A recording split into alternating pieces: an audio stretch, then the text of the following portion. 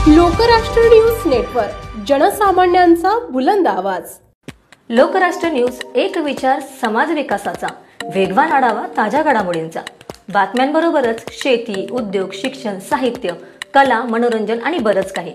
जनतेच्या सर्वांगीण विकासासाठी सदैव तत्पर असणारं, तुमचं आमचं आपलंसं वाटणारं लोकराष्ट्र न्यूज एजन्सीचं परिपूर्ण news channel Lokrashtra news network like करा, सबस्क्राइब करा आणि हो, शेअर करायला विसरू नका। मान तालुक्यात साजरा झाला एक आगळा वेगळा श्री हनुमान जन्मोत्सव। महिमानगड डोंगरावरील पडक्या हनुमान मंदिरात जाऊन श्री हनुमान जन्मोत्सव साजरा। श्री हनुमानाच्या मूर्तीला अभिषेक घालून दुर्गसेवक शिवप्रेमींनी केली विधिवत पूजा। शिवप्रेमींच्या आदर्श उपक्रमाचं सर्वत्र होतंय कौतुक। लोकसहभागातून मंदिर जीर्णोद्धार व्हावा ही दुर्गप्रेमी व ग्रामस्थांची इच्छा। संपूर्ण जगभरात चैत्र पौर्णिमेला श्रीराम भक्त पवनपुत्र हनुमंताचा जन्मोत्सव मोठ्या उत्साहात साजरा केला जातो। यावर्षी दिनांक 23 एप्रिल रोजी गावोगावी मोठ्या थाटात श्री हनुमान जन्मोत्सव संपन्न झाला। छत्रपती शिवरायांच्या हिंदवी स्वराज्यातील प्रत्येक गडकोटांवर गदाधारी हनुमंताची मूर्ती असलेली मंदिरं राऊळे बघायला देखील आज मिळतात। असेच एक प्राचीन मंदिर शिवरायांच्या स्वराज्याची साक्ष देणाऱ्या मान तालुक्यातील महिमानगडावर देखील आहे। महिमानगडच्या पंचक्रोशीत या मंदिराची ख्याती आहे, परंतु सद्यस्थितीत हे मंदिर पूर्णपणे पडलेल्या अवस्थेत असून मंदिरातील हनुमानाची मूर्ती ऊन वारा पावसामध्ये उघडी पडलेली आहे। अशावेळी लोकसहभागातून या मंदिराचा जीर्णोद्धार होणं अपेक्षित आहे। संवर्धनासाठी झटणाऱ्या टीम भूषणगड व शिवसह्यागिरी फाउंडेशनच्या दुर्गसेवक शिवप्रेमींना ही गोष्ट स्वस्त बसू देत नव्हती।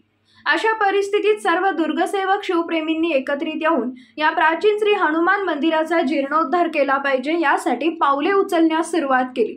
मंदिराचे जुने सुस्थितीत असलेले रूप कसे असेल याचा इतिहास अभ्यासकाच्या मदतीने शोध घेतला।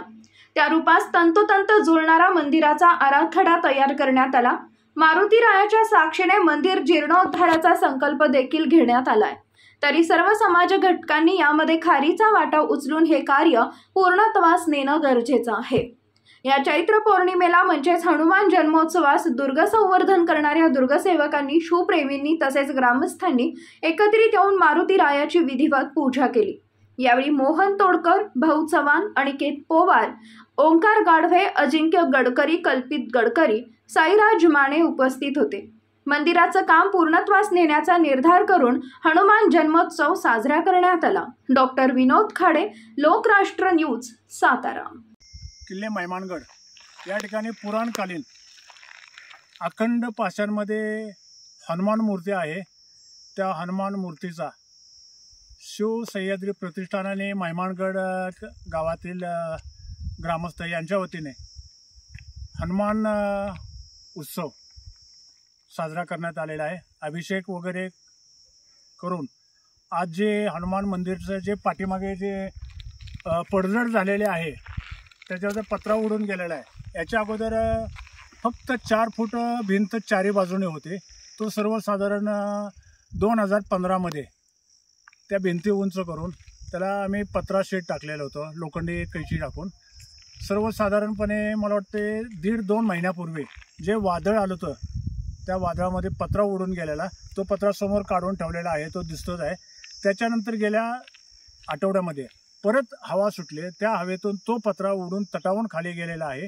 अशा पद्धतीने 2 वेळा या हनुमान मंदिरचं नुकसान झालेलं आहे। याच्या अगोदर जे हनुमान मूर्ती उन्हा पावसात होते त्याला आपण एक धार्मिकपणामुळं की आमचं हिंदू दैवत आहे, ते आमचं दैवत उन्हामध्ये पावसामध्ये राहिल्यामुळं त्याचा एक आम्हाला हिंदू समाजातल्या लोकांना एक अभिमानास्पद वाटलं, म्हणून आम्ही त्याची डागडुजी केली, पत्रा टाकला आणि तोच पत्रा परत टाकण्याचा आमचा ग्रामस्थ महिमान शिव सह्याद्री प्रतिष्ठान वडूज यांच्या नंतर त्यांच्या संयमाने दोघांच्या संयमाने आम्ही तो प्रकल्प साजरा करण्याचा निश्चय केलेला आहे। आणि आज विशेषतः हनुमान उत्सव आहे, त्या निमित्तानं हा एक आम्ही संकल्प सोडलेला आहे की हे मंदिर चांगल्या प्रकारे उभं राहावं अशी आमची इच्छा आहे।